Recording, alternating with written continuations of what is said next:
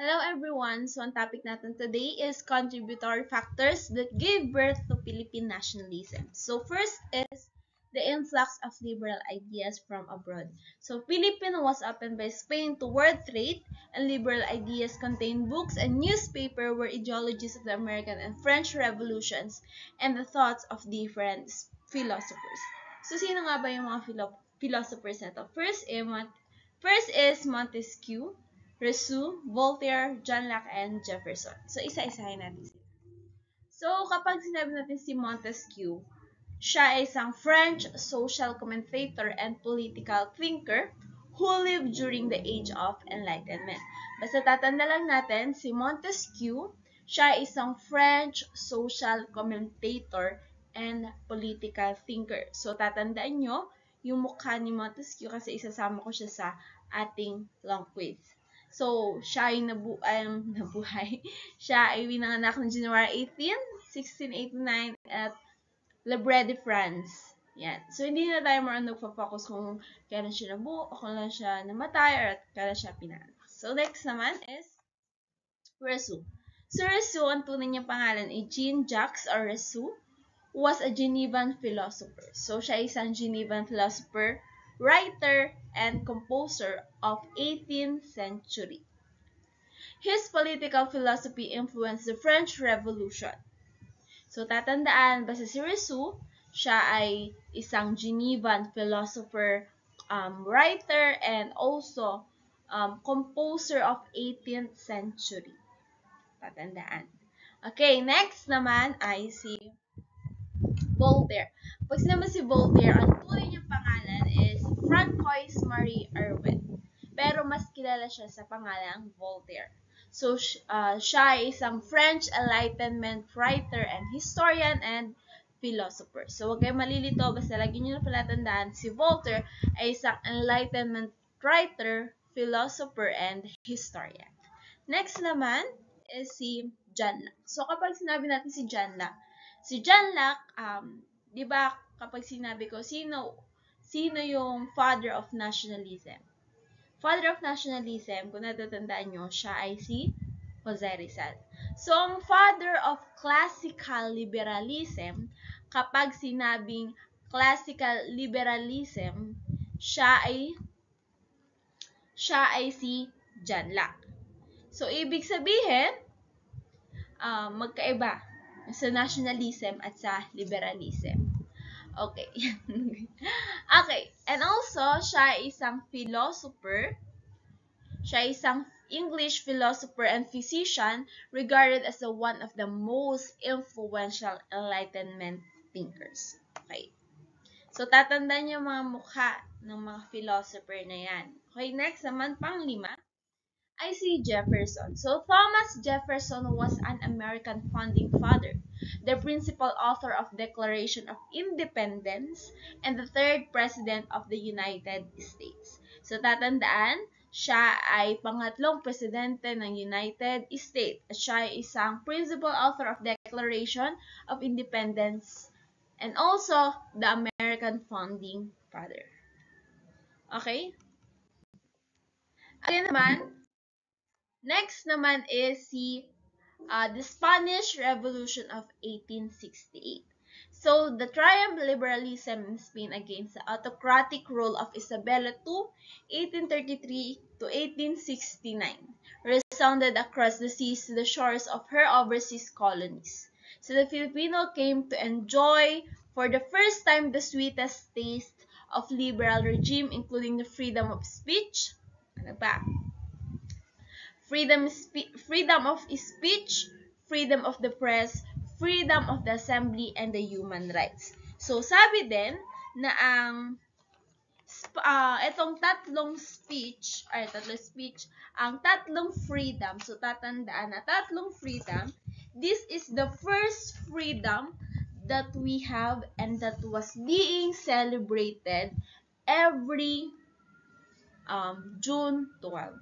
So, yun yung reason kung bakit natin sineselebrate yung Independence Day. Ito, yung tatlong freedom. Freedom of speech, freedom of the press, and freedom of assembly and other human rights. Next naman is the Suez Canal. So the Suez Canal and the Philippines. So the opening Suez Canal to world shipping in 1869 stimulated Philippine progresses. So ito daw ay isang man-made na kung saan ay ginawa para magkaroon ng kalakalan mula dito hanggang sa iba't ibang bansa. So ito ay ginawa ng 10 taon. 10 years yang ginawa yung Suez Canal.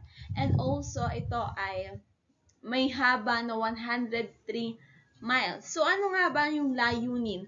Kung bakit, ano nga ba yung layunin kung bakit ginawa ang Suez Canal? So, sabi dito, nang mabuksan ang Suez Canal, naging maikli ang paglalakbay at naging madali ang komunikasyon mula sa Maynila patungo sa Espanyol.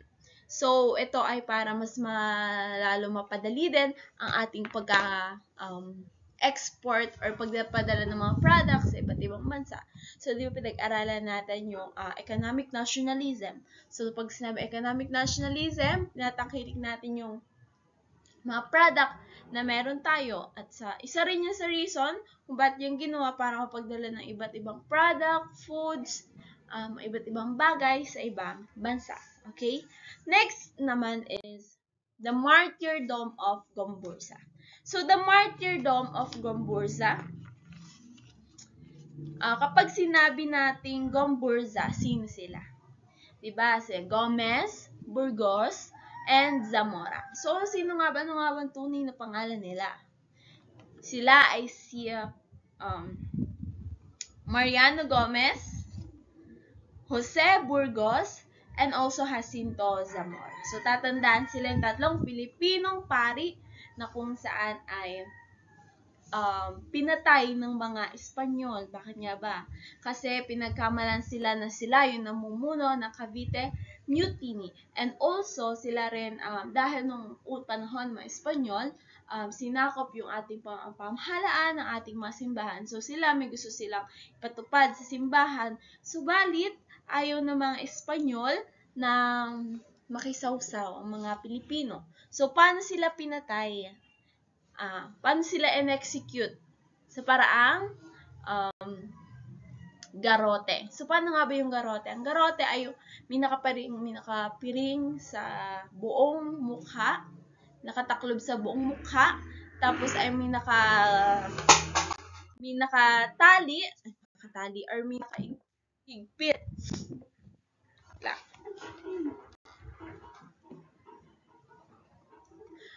Or may nakahigpit. Okay, may nakahigpit sa kanilang leeg and then parang mas habang ipinipihit na ganyan, mas sumisikip. So, isa yun sa reason ng kanilang pagkamatay. So, yun yung way paano sila patayin. So, dahil doon, malaki ang kontribusyon sa naganap na pag-aalsa laban sa pananakop ng Espanyol at ito ang naging Philippine Revolution noong 1896 hanggang 1898. Okay, next naman tayo is the Rizal's vision. From the word vision, it is an idea or mental image kung anong kasalukuyan o nakikita o anong pananaw ni Rizal. First, it is thus as a gospel of Philippine nationalism, Rizal's novel conveyed the essence of his nationalism that was to resound in the hearts of the people. So, tama. Lahat ng mga pinagdaanan nila ay naging matatak sa ating mga Pilipino, sa ating mga puso, kung pagpapakita ng nationalism and patriotism. He identified this essence in his letters as his aspiration to alleviate the suffering of the masses, to make men worthy, to avenge one day that many victims of cruelty and injustice, to erect a monument to the native tongue, and to educate his people.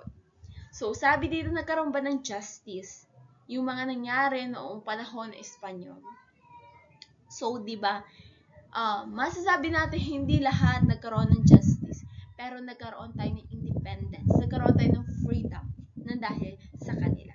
Next naman is, in the two novels, the essence of Rizal's nationalism is best understood through the keen study of characters, and also through their dialogue and actions, in their ideas and ideals, or in the lack of this, are seen of Rizal range of vision, his concept of love of country, his appeal for reforms, his attitudes towards the friars, and his views on the weaknesses of the Filipinos. So, ano nga ba yung dalawang novel ni Jose Rizal?